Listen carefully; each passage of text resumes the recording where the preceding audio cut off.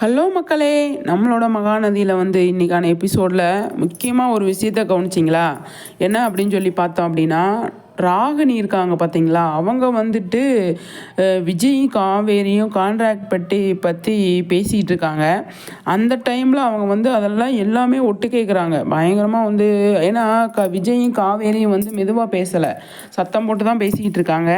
அதில் வந்து அவங்க வந்து கேட்குறாங்க, ஒட்டு கேட்டுக்கிட்டு இருக்காங்க.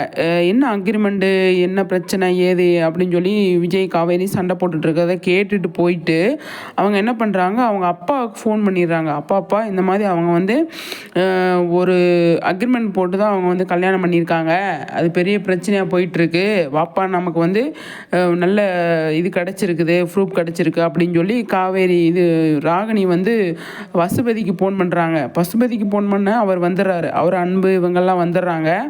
வந்ததுக்கு அப்புறமா தான் வந்து அவங்க வந்து தான் உடச்சி விட்றாங்க, அக்ரிமெண்ட் போட்டு தான் கல்யாணம் பண்ணியிருக்காரு அப்படின்னு. இப்போ ராகினி வந்து, அதாவது யமுனா வந்து வீட்டில் வந்து சொல்லி கூட்டிகிட்டு வர அதே டைமில் ராகினியும் பசுபதி அப்புறம் அன்பு எல்லாமே வந்து போட்டு உடச்சிட்றாங்க ரெண்டு பக்கமே வந்து.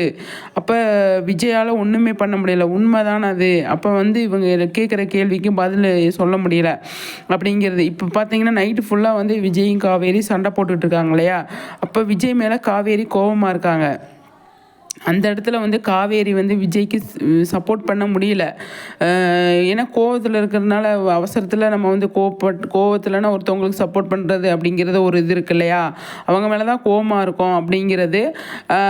அந்த கோவத்தில் காவேரி அமைதியாக இருந்துடுறாங்க. அந்த ஸ்பாட்டில் வந்து கொஞ்சம் பெரிய பிரச்சனையாயிருது. விஜய் கோவப்பட்டு பசுபதி கூட அன்பு கூட எல்லாம் சண்டை போடுறாரு.